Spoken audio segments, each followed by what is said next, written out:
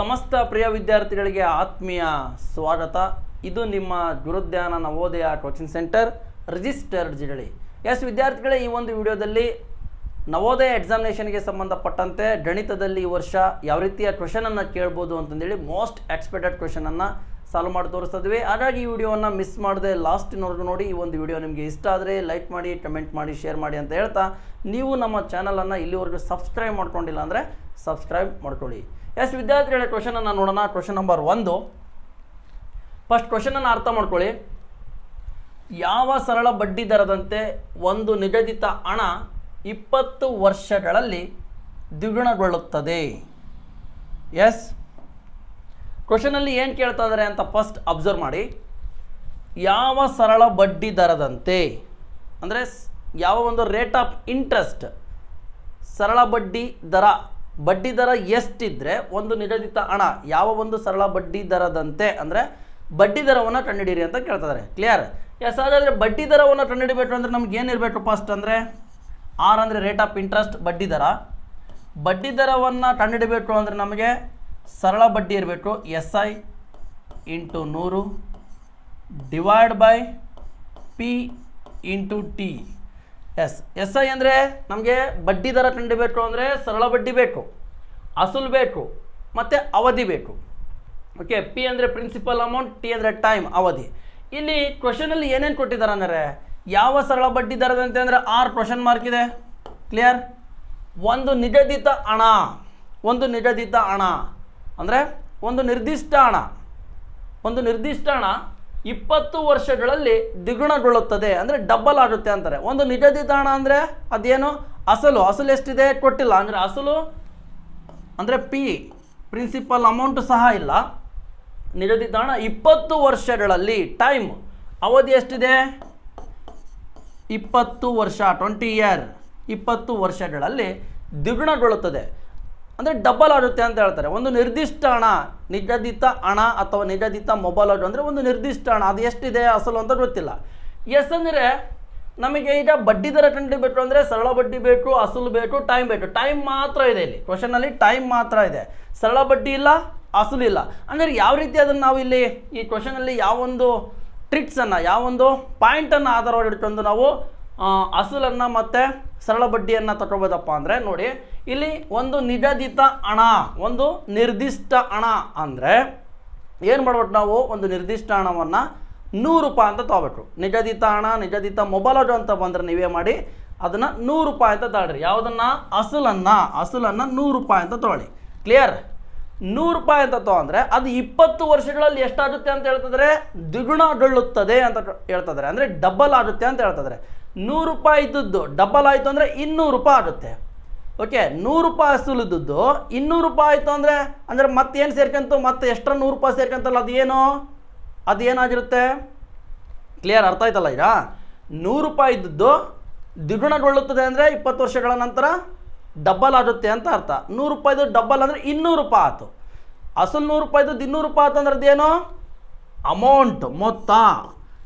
ಅಸಲಿಗೆ ಏನು ಸೇರ್ತು? ಸರಳ ಬಡ್ಡಿ ಸೇರ್ತು. ಎಷ್ಟು ಸೇರ್ತು ಅಂತ ನೋಡೋಣ.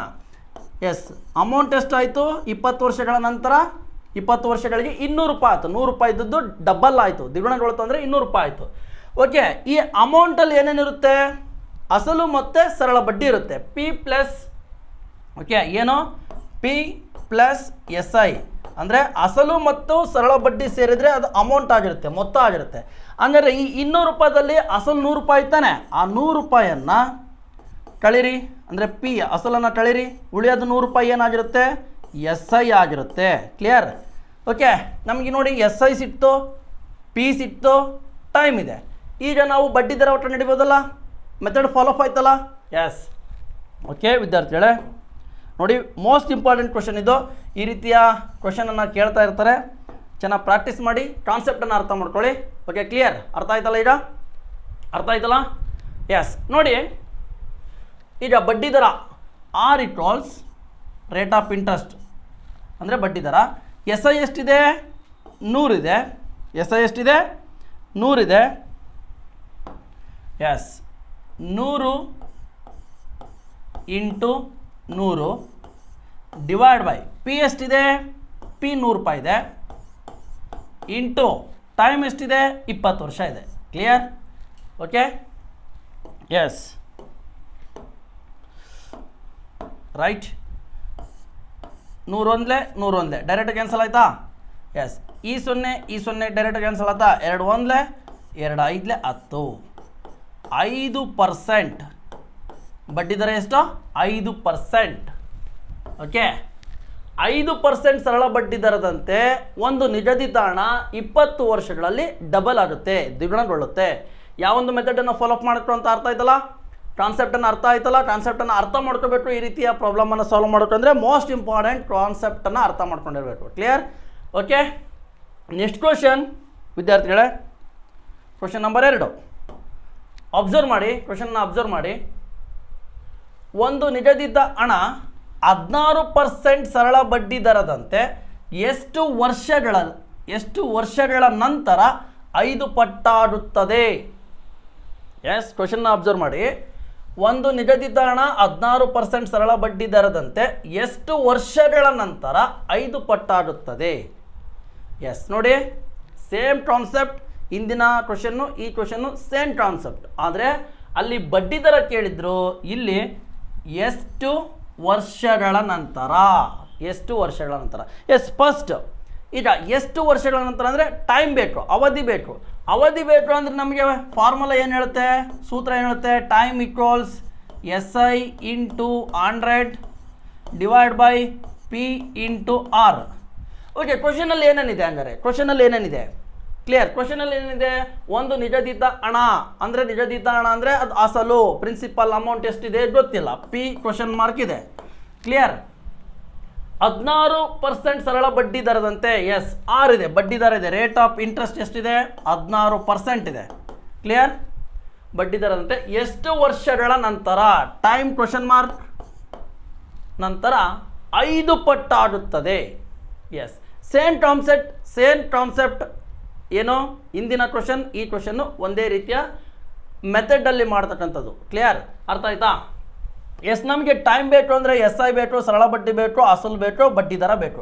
ಕೇವಲ ಬಡ್ಡಿ ದರ ಇದೆ, ಸರಳ ಬಡ್ಡಿ ಇಲ್ಲ, ಅಸಲು ಇಲ್ಲ. ಎಸ್, ಇಲ್ಲೇನು ಹೇಳ್ತಿದ್ರೆ? ಒಂದು ನಿಗದಿತ ಹಣ ಅಂದರೆ ಎಷ್ಟು ತೊಗೋಬೇಕು ಅಂತ ಹೇಳಿದ್ವಿ? 100 ರೂಪಾಯಿ ತೊಗೋಬೇಕು. P 100 ರೂಪಾಯಿ ತೊಗೊಂಡ್ರೆ ಅದು 16% ಬಡ್ಡಿ ದರದಂತೆ ಎಷ್ಟು ವರ್ಷಗಳ ನಂತರ 5 ಪಟ್ಟಾಗುತ್ತದೆ. 100 ರೂಪಾಯಿದು ಎಷ್ಟು ಪಟ್ಟಾಗುತ್ತೆ? 5 ಟೈಮ್ ಅಂದರೆ 5 ಪಟ್ಟು ಹೆಚ್ಚಾಗುತ್ತೆ. Okay, clear? ಈಗ 100 ರೂಪಾಯಿ ಇದೆ, ಅದು ಎಷ್ಟು ಪಟ್ಟು ಹೆಚ್ಚಾಗುತ್ತೆ? 5 ಪಟ್ಟಾಗುತ್ತೆ. ಅದರಲ್ಲಿ ಎಷ್ಟಾಯಿತು? 500 ರೂಪಾಯಿ ಆಯಿತು.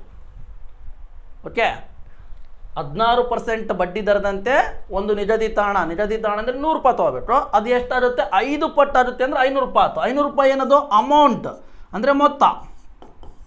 ಓಕೆ, ಅಮೌಂಟಲ್ಲಿ ಏನೇನಿರುತ್ತೆ ಅಂತ ನಾನು ಹಿಂದಿನ ವಿಡಿಯೋದಲ್ಲಿ ಹೇಳಿದೆ. P ಪ್ಲಸ್ SI, ಅಸಲು ಮತ್ತು ಸರಳ ಬಡ್ಡಿ ಸೇರಿರುತ್ತೆ. ಓಕೆ, ಮೊತ್ತ 500 ರೂಪಾಯಿ ಐತೆ ಅಂದರೆ ಅಸಲು ಅಂದರೆ ಪ್ರಿನ್ಸಿಪಲ್ ಅಮೌಂಟ್ 100 ರೂಪಾಯಿ ಇದೆ. ಮೊತ್ತದಲ್ಲಿ ಅಮೌಂಟಲ್ಲಿ P ಅನ್ನು ಕಳೆದ್ರೆ ಅಂದರೆ ಅಸಲನ್ನು ಕಳೆದ್ರೆ ಉಳಿಯೋದೇನೋ? SI ಉಳಿಯುತ್ತೆ. ಕ್ಲಿಯರ್? ಎಸ್, ಈಗ 400 ರೂಪಾಯಿ ಏನದು? ಸರಳ ಬಡ್ಡಿ. ಎಸ್, ಈಗ ನಮಗೆ ಮೆಥಡ್ ಫಾಲೋ ಆಯ್ತಲ್ಲ ವಿದ್ಯಾರ್ಥಿಗಳೇ? S, clear? ನಮಗೀಗ ಟೈಮ್ ಬೇಕು, ಅವಧಿ ಬೇಕು. SI ಇದೆ, ಪ್ರಿನ್ಸಿಪಲ್ ಅಮೌಂಟ್ ಅಸಲಿದೆ, R ಬಡ್ಡಿ ದರ ಇದೆ.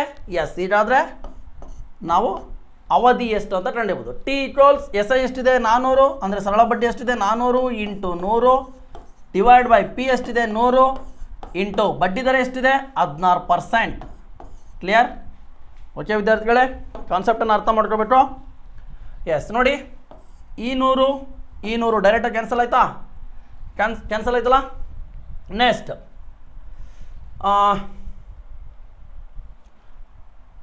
ನೋಡಿ,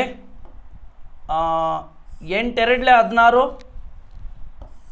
8 5 40, 0 ಕ್ಲಿಯರ್? 2 1 2, 2 1 2, 2 2 4, 1 ಉಳಿತು, 10 10, 2 5 10, 2 5 10, 25 25 ವರ್ಷ. Option D right answer. Option D right answer. 25 ವರ್ಷಗಳಿಗೆ ಒಂದು ನಿಗದಿತ ಹಣ 16% ಬಡ್ಡಿ ದರದಂತೆ 5 ಪಟ್ಟಾಗುತ್ತದೆ. Okay, clear? ಅರ್ಥ ಆಯ್ತಲ್ಲ ಏನು ಮಾಡ್ಕೊಬಿಟ್ಟು ಅಂತ? ಮೆಥಡ್ ಫಾಲೋಅಪ್ ಆಯ್ತಲ್ಲ, ಕಾನ್ಸೆಪ್ಟ್ ಅರ್ಥ ಆಯ್ತಲ್ಲ? ಎಸ್, ಈ ರೀತಿ ಕ್ವಶನ್ಗಳು ಬಂದರೆ ನಿಗದಿತ ಹಣ, ನಿಗದಿತ ಮೊಬೈಲ್ ಅಡ್ಡು ಅಂತ ಬಂದರೆ ನಾವು ಅದನ್ನು ಅಸಲು 100 ರೂಪಾಯಿ ತೊಗೊಬೇಕು. 100 ರೂಪಾಯಿ ತಗೊಂಡು ಅವರು ಎಷ್ಟು ಪಟ್ಟು ಇನ್ಕ್ರೀಸ್ ಆಗುತ್ತೆ ಅಂತ ಹೇಳ್ತಾರೆ. ಡಬ್ಬಲ್ ಅಂದರೆ 100 ಇದ್ದದ್ದು 200 ಆಗುತ್ತೆ, ತ್ರಿಬಲ್ ಅಂದರೆ 3 ಪಟ್ಟು ಅಂದರೆ 300, 4 ಪಟ್ಟು ಅಂದರೆ 400, 5 ಪಟ್ಟು ಅಂದರೆ 500. ಈ ರೀತಿ ನಾವಲ್ಲಿ ಅವರು ಎಷ್ಟು ಪಟ್ಟು ಡಬಲ್ ಆಗುತ್ತೆ ಅಂತ ಹೇಳ್ತಿದ್ರೋ, ಎಷ್ಟು ಪಟ್ಟು ಜಾಸ್ತಿ ಆಗುತ್ತೆ ಅಂತಂದ್ರೋ ಅಷ್ಟು ಪಟ್ಟು ಆ ನಿಗದಿತ ಹಣವನ್ನು ಹೆಚ್ಚು ಮಾಡ್ಕೊಂಡ್ರೆ ಅದು ಅಮೌಂಟ್ ಆಗಿರುತ್ತೆ. ಅಮೌಂಟ್ ಸಿಕ್ಕು, ಪ್ರಿನ್ಸಿಪಲ್ ಅಮೌಂಟ್ ಅಸಲು ಸಿಕ್ಕಾದ್ಮೇಲೆ ಸರಳ ಬಡ್ಡಿ ನಮ್ಗೆ ಈಸಿಯಾಗಿ ಸಿಗುತ್ತೆ. ಅದಾದಮೇಲೆ ಅವರು ಟೈಮ್ ಕೇಳಿದರೆ ಟೈಮನ್ನು ಕಂಡುಹಿಡಿಬೋದು. ಆಮೇಲೆ ಬಡ್ಡಿ ದರ ಕೇಳಿದರೆ ರೇಟ್ ಆಫ್ ಇಂಟ್ರೆಸ್ಟ್ ಕೇಳಿದ್ರು ಸಹ ಈಸಿಯಾಗಿ ಕಂಡುಹಿಡ್ಬೋದು. ಎಸ್, ಗೊತ್ತಾಯ್ತಲ್ಲ? ಇಂದಿನ ಕ್ವಶನಲ್ಲಿ ಬಡ್ಡಿ ದರ ಕಂಡುಹಿಡಿದ್ವಿ, ಈ ಕ್ವಶನಲ್ಲಿ ಅವಧಿ ಕಂಡುಹಿಡಿದ್ವಿ. Same concept. Okay, right. Next question number 3 ವಿದ್ಯಾರ್ಥಿಗಳೇ. ಎಸ್, ಕ್ವಶನನ್ನು ಅರ್ಥ ಮಾಡ್ಕೊಳ್ಳಿ.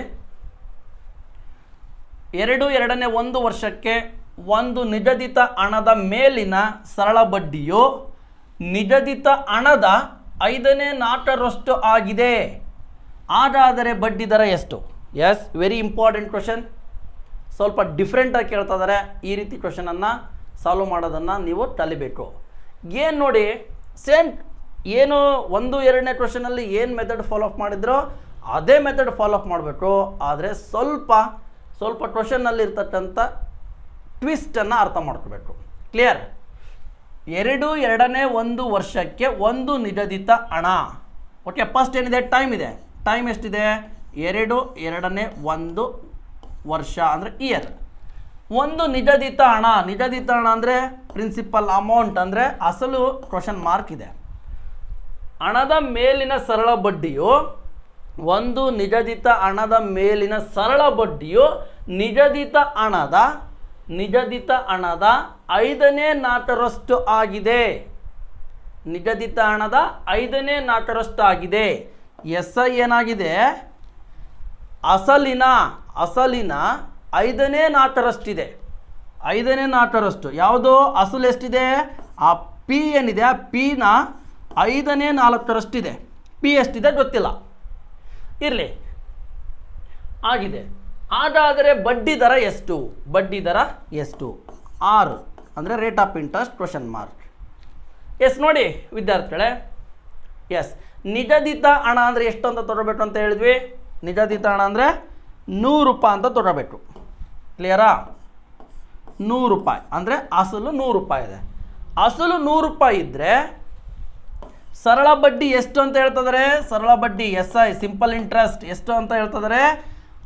ನಿಗದಿತ ಹಣದ 5/4. ನಿಗದಿತ ಹಣ ಈಗ 100 ಇದೆ ಅಂದರೆ, ನಿಗದಿತ ಹಣ 100 ರೂಪಾಯಿ ಇದೆ ಅಂದರೆ ಈ 100 ರೂಪಾಯಿಯಲ್ಲಿ ಈ 100 ರೂಪಾಯಿಯ 5/4 ಸರಳ ಬಡ್ಡಿ ಇದೆ. ಕ್ಲಿಯರ್? ಎಸ್, ಈ 100 ರೂಪಾಯಿಯನ್ನು 5 ಭಾಗ ಮಾಡಿದರೆ ಅದರಲ್ಲಿ 4 ಭಾಗ ಎಷ್ಟಿರುತ್ತೋ ಅಷ್ಟು ಸರಳ ಬಡ್ಡಿ ಇದೆ ಅಂತ ಅರ್ಥ. ಕ್ಲಿಯರ್? ಎಸ್, ನೋಡಿ, ಈಗ ಸರಳ ಬಡ್ಡಿ ಬೇಕು ಅಂದರೆ ಈ 100 ರೂಪಾಯಿನ ಎಷ್ಟು ಭಾಗ ಮಾಡಿದ್ದಾರೆ? 5 ಭಾಗ ಮಾಡಿದ್ದಾರೆ. 5/4 ಅಂದರೆ ಛೇದದಲ್ಲಿ ಏನಿದೆ ಅದು ಈ 100 ರೂಪಾಯಿ ನಿಗದಿತ ಹಣವನ್ನು 5 ಭಾಗ ಮಾಡಿದರೆ ಅದರಾಗ 4 ಭಾಗದಷ್ಟು ಏನಿದೆ? ಸರಳ ಬಡ್ಡಿ ಇದೆ. ಎಸ್, ಹಂಗಾದ್ರೆ ಏನು ಮಾಡಿ ಇಂಟು 5/4. ಎಸ್, ಯಾಕೆ 5 ಕೆಳಗಡೆ ಛೇದದಲ್ಲಿದೆ ಅಂದರೆ 100 ರೂಪಾಯಿಯನ್ನು 5 ಭಾಗ ಮಾಡಿದರು. 5 ಭಾಗದಲ್ಲಿ 4 ಭಾಗ ಎಷ್ಟಿದೆ ಸರಳ ಬಡ್ಡಿ ಅಂದರೆ ಈಗ ನಾವು ಛೇದದಿಂದ 5ರಿಂದ 100ನ್ನು ಡಿವೈಡ್ ಮಾಡಿದರೆ 1 ಭಾಗಕ್ಕೆ ಎಷ್ಟು ಅಂತ ಬರುತ್ತೆ. 1 ಭಾಗಕ್ಕೆ ಎಷ್ಟಿದ್ರೆ 4 ಭಾಗದಷ್ಟು ಎಷ್ಟಾಗುತ್ತೆ ಅಂತ. ಕ್ಲಿಯರ್? ಅರ್ಥ ಆಯ್ತಲ್ಲ? ಎಸ್, 5 1 5, 5 2 10, 0 0. 1 ಭಾಗಕ್ಕೆ 20 ರೂಪಾಯಿ ಇದ್ದರೆ ಅಲ್ಲಿಗೆ 4 ಭಾಗಕ್ಕೆ 24 80 ರೂಪಾಯಿ ಸರಳ ಬಡ್ಡಿ ಸಿಕ್ತಲ್ಲ. ಏನು ಮಾಡ್ಕೊಬೇಕು ಅಂತ ಗೊತ್ತಾಯ್ತಲ್ಲ? ಕ್ಲಿಯರ್? ಅರ್ಥ ಆಯ್ತಲ್ಲ? ನಿಗದಿತ ಹಣದ 5/4 ಇದೆ ಅಂದರೆ ನಿಗದಿತ ಹಣವನ್ನು 5 ಭಾಗ ಮಾಡಿದ್ರು. 5 ಭಾಗದಲ್ಲಿ 4 ಭಾಗದಷ್ಟು ಸರಳ ಬಡ್ಡಿ ಇದೆ ಅಂತ ಅರ್ಥ. 80 ರೂಪಾಯಿ ಸರಳ ಬಡ್ಡಿ ಇದೆ. ಕ್ಲಿಯರ್? ಗೊತ್ತಾಯ್ತಲ್ಲ? ಈಗ ಸರಳ ಬಡ್ಡಿ ಎಷ್ಟು? 80 ರೂಪಾಯಿ ಇದೆ. ಹಂಗಾದ್ರೆ ನಮ್ಗೇನು ಬೇಕೀಗ ರೇಟ್ ಆಫ್ ಇಂಟ್ರೆಸ್ಟ್ ಬೇಕು. ರೇಟ್ ಆಫ್ ಇಂಟ್ರೆಸ್ಟ್ ಬೇಕು ಅಂದರೆ ನಿಮ್ಗೆ ಗೊತ್ತಿದೆ. ರೇಟ್ ಆಫ್ ಇಂಟ್ರೆಸ್ಟ್ ಬೇಕು ಅಂದರೆ S I into 100 divide by P into T. ಎಷ್ಟಿದೆ ಎಸ್ ಐ ಎಷ್ಟಿದೆ ಈಗ 80 ರೂಪಾಯಿ ಇದೆ. ಡೈರೆಕ್ಟಾಗಿ ಬರ್ಕೊತಿದ್ದೀನಿ, ಫಾರ್ಮುಲಾ ಗೊತ್ತಿದೆ ಅಲ್ಲಿ ನಿಮಗೆ. ಎಸ್ ಐ ಎಷ್ಟಿದೆ 80 ರೂಪಾಯಿ ಇದೆ into 100 divide by P into T. P ಎಷ್ಟಿದೆ 100 ರೂಪಾಯಿ ಇದೆ ಇಂಟು ಟಿ ಎಷ್ಟಿದೆ 2.5 ವರ್ಷ. ಎಸ್, ಇಲ್ಲಿ ಭಿನ್ನರಾಶಿ, ಇಲ್ಲಿ ಮಿಶ್ರ ಭಿನ್ನರಾಶಿಲಿದೆ. ಇದನ್ನು ವಿಷಮ ಭಿನ್ನರಾಶಿ ಮಾಡ್ಕೊಳ್ಳಿ. ಕ್ಲಿಯರ್? ಎಸ್, ನೋಡಿ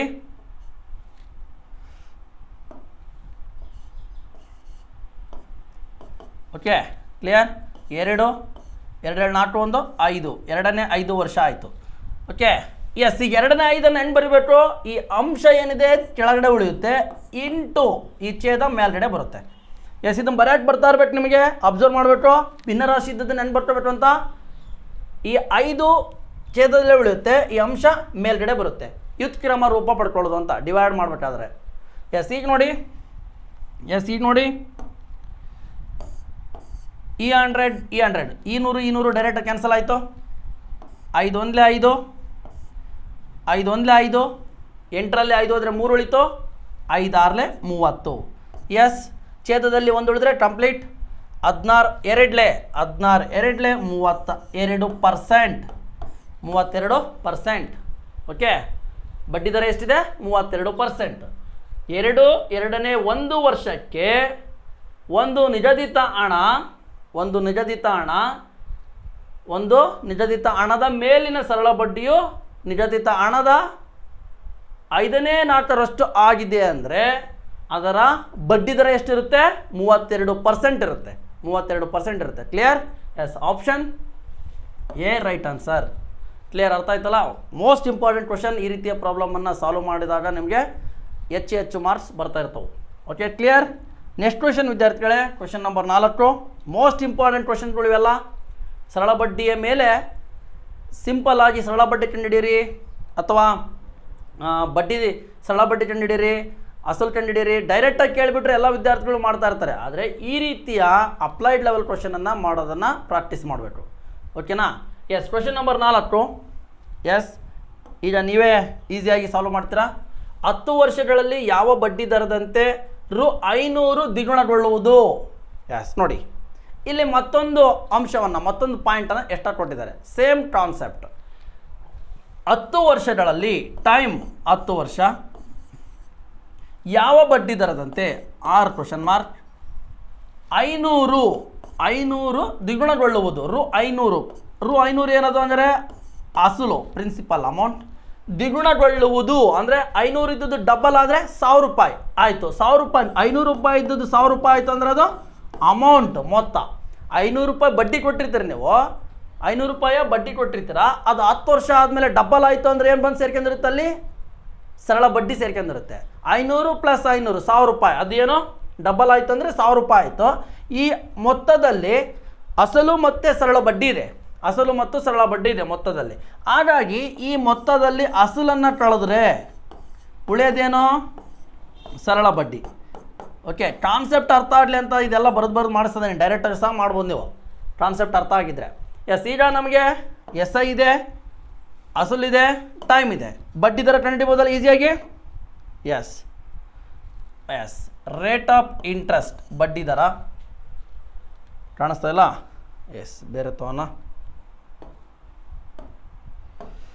ಎಸ್, ರೇಟ್ ಆಫ್ ಇಂಟ್ರೆಸ್ಟ್ ಅಂದರೆ ಬಡ್ಡಿ ದರ ಈಕ್ವಲ್ಸ್, ಆಗಲಿ ಗೊತ್ತಿದೆ ನಿಮಗೆ. ಬಡ್ಡಿ ದರ ಕಂಡುಹಿಡಿಬೇಕು ಅಂದರೆ ಯಾವೊಂದು ಸೂತ್ರ ನೆನಪಿರಬೇಕು? S I into 100 divide by P into T. Clear? S I ಎಷ್ಟಿದೆ ಈಗ 500 ರೂಪಾಯಿ ಇದೆ, ಅಂದರೆ ಸರಳ ಬಡ್ಡಿ 500 ರೂಪಾಯಿ ಇದೆ, ಇಂಟು 100ಕ್ಕೆ 100. ಪಿ ಎಷ್ಟಿದೆ 500 ರೂಪಾಯಿ ಇದೆ, ಇಂಟು ಟಿ ಎಷ್ಟಿದೆ 10 ವರ್ಷ ಇದೆ. ಕ್ಲಿಯರ್? S, okay. ಎಸ್, ಈ 500 ಡೈರೆಕ್ಟಾಗಿ ಕ್ಯಾನ್ಸಲ್ ಆಯಿತು. 10 1 100, 10% 10%. Option B is right answer. Clear? ಅರ್ಥ ಆಯ್ತಲ್ಲ? ಕಾನ್ಸೆಪ್ಟ್ ಅರ್ಥ ಆಯ್ತಲ್ಲ? ನಿಮಗೆ ಕಾನ್ಸೆಪ್ಟ್ ಅರ್ಥ ಆಯ್ತು ಅಂದರೆ ಈ ರೀತಿ ಡೈರೆಕ್ಟಾಗಿ ಇಷ್ಟಲ್ಲೇ ಆನ್ಸರನ್ನು ಮಾಡ್ಬೋದು, ಇದೆಲ್ಲ ಬರ್ಕೊಳ್ಳೋ ಅವಶ್ಯಕತೆ ಇಲ್ಲ. ಬಟ್ ಕಾನ್ಸೆಪ್ಟ್ ಅರ್ಥ ಆಗಲಿ ಅಂತ ನಾನು ನಿಮಗೆ ಕ್ವಶನಲ್ಲಿ ಏನಿದೆ ಅಂತ ಫೈಂಡ್ ಔಟ್ ಮಾಡ್ಕೊಂಡ್ರೆ ಕ್ವಶನಲ್ಲಿ ಏನಿಲ್ಲ ನಾವು ಏನು ಕಂಡುಹಿಡಿಬೇಕು ಅಂತ ನಿಮಗೆ ಕ್ಲಿಯರಾಗಿ ಗೊತ್ತಾಗುತ್ತೆ. ಹಾಗಾಗಿ ಫಸ್ಟ್ ಕಾನ್ಸೆಪ್ಟ್ ಅರ್ಥ ಮಾಡ್ಕೊಳ್ಳಿ. ಕಾನ್ಸೆಪ್ಟ್ ಅರ್ಥ ಆದಮೇಲೆ ಕ್ವಶನಲ್ಲಿ ಏನು ಕೊಟ್ಟಿದ್ದಾರೆ, ನೀವು ಏನನ್ನು ಕಂಡುಹಿಡಿಬೇಕು ಅನ್ನೋದು ಅರ್ಥ ಆಗುತ್ತೆ. Yes, next question number 5, most important question. Yes ವಿದ್ಯಾರ್ಥಿಗಳೇ ನೋಡಿ, ನೆಕ್ಸ್ಟ್ ಇಯರ್ಗೆ ಸಂಬಂಧಪಟ್ಟಂತೆ ಮುಂದಿನ ವರ್ಷಕ್ಕೆ ಯಾರೆಲ್ಲ ನವೋದಯ, ಮೊರಾರ್ಜಿ, ಸೈನಿಕ ಶಾಲೆ, ಆದರ್ಶ ಶಾಲೆ ಈ ರೀತಿಯ ಶಾಲೆಗಳ ಪ್ರವೇಶ ಪರೀಕ್ಷೆಗೆ ತರಬೇತಿಯನ್ನು ಪಡೆಯೋಕ್ಕೆ ಇಷ್ಟಪಡ್ತಾ ಇದ್ದೀರಾ, ನಮ್ಮ ಕೋಚಿಂಗ್ ಸೆಂಟರ್ನಲ್ಲಿ ಗುರುಧ್ಯಾನ ನವೋದಯ ಕೋಚಿಂಗ್ ಸೆಂಟರ್ನಲ್ಲಿ ವಸತಿ ಸಹಿತ ವಸತಿ ರಹಿತ ವಿತ್ ರೆಸಿಡೆನ್ಷಿಯಲ್ ವಿತೌಟ್ ರೆಸಿಡೆನ್ಷಿಯಲ್ ಕ್ಲಾಸಸ್ಗಳು ಅಡ್ಮಿಷನ್ ಮೇ ತಿಂಗಳ 4ನೇ ತಾರೀಕಿಂದ ಸ್ಟಾರ್ಟ್ ಆಗ್ತಾ ಇದೆ. ಯಾರಿಗೆಲ್ಲ ಇಂಟ್ರೆಸ್ಟ್ ಇದೆ ಒನ್ ಟೈಮ್ ನೀವು ನಮ್ಮ ಇನ್ಸ್ಟಿಟ್ಯೂಷನ್ಗೆ ಭೇಟಿ ಕೊಡಿ. ಇಲ್ಲಿ ಯಾವ ರೀತಿ ವ್ಯವಸ್ಥೆ ಇದೆ, ಯಾವ ರೀತಿಯ ಟೀಚಿಂಗ್ ಇರುತ್ತೆ ಮತ್ತು ಯಾವ ರೀತಿಯ ಪರಿಸರ ಇದೆ ಅಂತಂದೇಳಿ ನಿಮಗೆ ಗೊತ್ತಾಗುತ್ತೆ ಅಂತ ಹೇಳ್ತಾ ಒನ್ ಟೈಮ್ ನೀವು ನಮ್ಮ ಇನ್ಸ್ಟಿಟ್ಯೂಷನ್ಗೆ ಭೇಟಿ ಕೊಡಿ. ಎಸ್, ಕ್ವಶನ್ ನಂಬರ್ 5, 5,000 ಅಸಲಿಗೆ ಶೇಕಡ 5 ಸರಳ ಬಡ್ಡಿ ದರದಂತೆ 219 ದಿನಗಳಿಗೆ ದೊರೆಯುವ ಮೊತ್ತ ಎಷ್ಟು?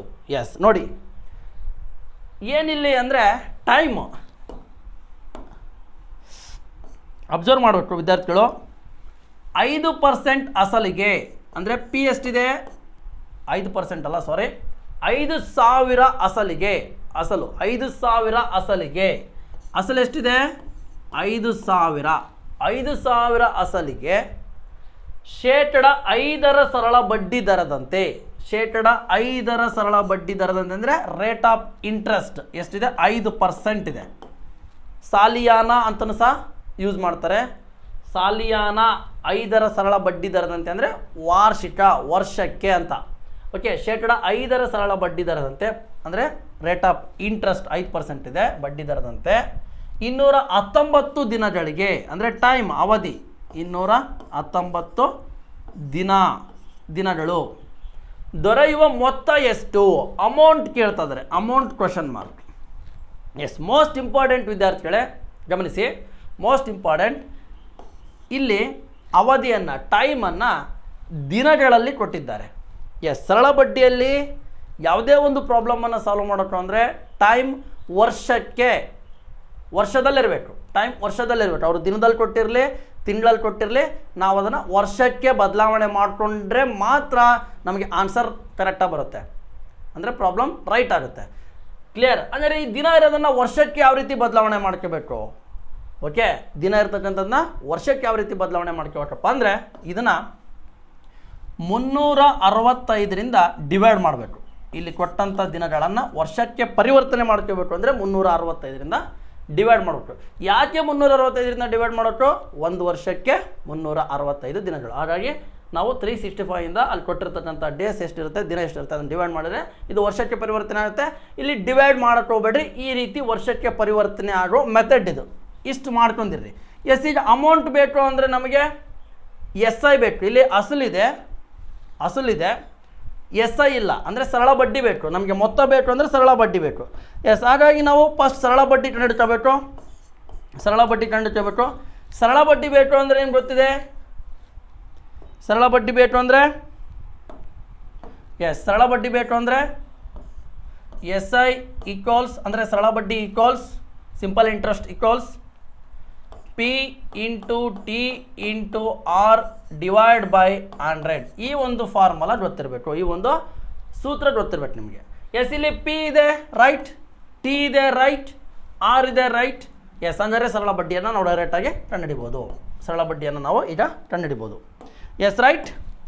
ಎಸ್, P ಎಷ್ಟಿದೆ? 5,000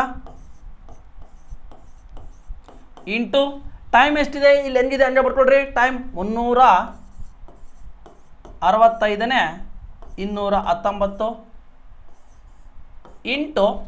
ಇಂಟು ಎಸ್, ನೆಕ್ಸ್ಟ್ ಏನಿದೆ? R ಎಷ್ಟಿದೆ?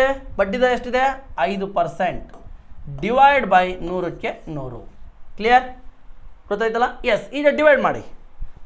ಕಾಮನ್ ಆಗಿ ನಾವು ಸರಳ ಬಡ್ಡಿ ಕಂಡುಹಿಡಿದರೆ ಯಾವ ರೀತಿ ಅಂಶ ಛೇದವನ್ನು ಡಿವೈಡ್ ಮಾಡೋದು ಅದೇ ರೀತಿ. ಎಸ್ ನೋಡಿ, ಈ 2 0, ಈ 2 0 ಡೈರೆಕ್ಟಾಗಿ ಕ್ಯಾನ್ಸಲ್ ಆಯಿತು. ಮೋಸ್ಟ್ ಇಂಪಾರ್ಟೆಂಟ್ ಇಲ್ಲಿರ್ತಕ್ಕಂಥದ್ದು ಏನಿದೆ ನಂಬರ್ಸ್, ಈ ಅವಧಿಗೆ ಕೊಟ್ಟಿರ್ತಕ್ಕಂಥ ದಿನಗಳು ಏನದವೋ ಈ ದಿನಗಳು 73ರ ಮಧ್ಯೆಯಿಂದ ಓಡುವ ದಿನಗಳೇ ಇರ್ತವೆ. ಮೋಸ್ಟ್ ಇಂಪಾರ್ಟೆಂಟ್ ಇದು. ಈ ಒಂದು ಪಾಯಿಂಟನ್ನು ನೀವು ನೆನ್ಪಿಟ್ಕೊಂಡಿರಬೇಕು. ಈ ಸರಳ ಬಡ್ಡಿಯಲ್ಲಿ ಬರ್ತಕ್ಕಂಥ ದಿನಗಳು 73ರ ಮಧ್ಯೆಯಲ್ಲಿ ಬರುವ ದಿನಗಳೇ ಆಗಿರ್ತವೆ. ಕ್ಲಿಯರ್? ಅರ್ಥ ಆಯ್ತಾ? ಎಸ್. ಬೇಕಾದ್ರೆ ನೀವು ಚೆಕ್ ಮಾಡ್ಕೊಳ್ರಿ ಒಂದ್ಸಲಿ 73 ಮಗ್ಗೆ ಬರೀರಿ. ಆ 73 ಮಗ್ಗೆಯಲ್ಲಿ ಬರುವ ದಿನಗಳನ್ನೇ ಕೊಟ್ಟಿರ್ತಾರೆ ಸರಳ ಬಡ್ಡಿಯಲ್ಲಿ ನಿಮಗೆ ಬರ್ತಕ್ಕಂಥ ಪ್ರಾಬ್ಲಮ್ಸಲ್ಲಿ. ಎಸ್ ನೋಡಿ, ಈಗ 73 5 73 3 73 5 365 ಬರುತ್ತೆ, 73 3 219 ಬರುತ್ತೆ. ನೀವು ಚೆಕ್ ಮಾಡ್ಕೊಳ್ಳಿ. ಎಸ್. ನೆಕ್ಸ್ಟ್ 5 1 5 1 ಛೇದದಲ್ಲಿ 1 ಉಳಿದ್ರೆ ಕಂಪ್ಲೀಟ್. ಎಸ್. ಉಳಿದದ್ದನ್ನು ಮಲ್ಟಿಫಿಕೇಷನ್ ಮಾಡಿ. 1 3 3 3 5 15 ಈ 0ಗೆ ಈ 0 150 ರೂಪಾಯಿ ಸರಳ ಬಡ್ಡಿ. 150 ರೂಪಾಯಿ ಸರಳ ಬಡ್ಡಿ. 150 ರೂಪಾಯಿ ಆಪ್ಷನಲ್ಲಿದೆ, ಹಾಕಿದ್ರೆ ತಪ್ಪಾಗುತ್ತೆ. ಅವ್ರು ಕೇಳ್ತಾ ಇರೋದು ಅಮೌಂಟ್ ಮೊತ್ತ ಕೇಳ್ತಾ ಇದ್ದಾರೆ. ಎಸ್. ಮೊತ್ತ ಬೇಕು ಅಂದರೆ ಏನು? ಮೊತ್ತ ಬೇಕು ಅಂದರೆ ಅಮೌಂಟ್ ಬೇಕು ಅಂದರೆ P+SI ಅಸಲು ಮತ್ತು ಸರಳ ಬಡ್ಡಿಯನ್ನು ಸೇರಿಸಬೇಕು. ಅಸಲು ಎಷ್ಟಿದೆ? 5000. ಅಸಲು 5000 ಇದೆ. ಕ್ಲಿಯರ್? ಅಸಲು ಎಷ್ಟಿದೆ? 5000 ಇದೆ. ಸರಳ ಬಡ್ಡಿ ಎಷ್ಟಿದೆ? 150 ಇದೆ. 150 ಇದೆ. 5000 ಪ್ಲಸ್ 150 ಸರಳ ಬಡ್ಡಿ ಕೂಡಿದರೆ 5150 ರೂಪಾಯಿ. 5150 ರೂಪಾಯಿ. 5150 ರೂಪಾಯಿ. Option A right answer. Option A right answer. Clear? ಅರ್ಥ ಆಯ್ತಲ್ಲ? ಕಾನ್ಸೆಪ್ಟ್ ಅರ್ಥ ಆಯ್ತಲ್ಲ? ಕ್ಲಿಯರ್ ಅರ್ಥ ಆಯ್ತಲ್ಲ? ಎಸ್. ಕಾನ್ಸೆಪ್ಟ್ ಅರ್ಥ ಆಗಿದ್ದರೆ ಡೈರೆಕ್ಟಾಗಿ ಈಸಿಯಾಗಿ ಸಾಲ್ವ್ ಮಾಡ್ಬೋದು. ಇದನ್ನೆಲ್ಲ ಬರೆಯೋ ಅವಶ್ಯಕತೆ ಇಲ್ಲ.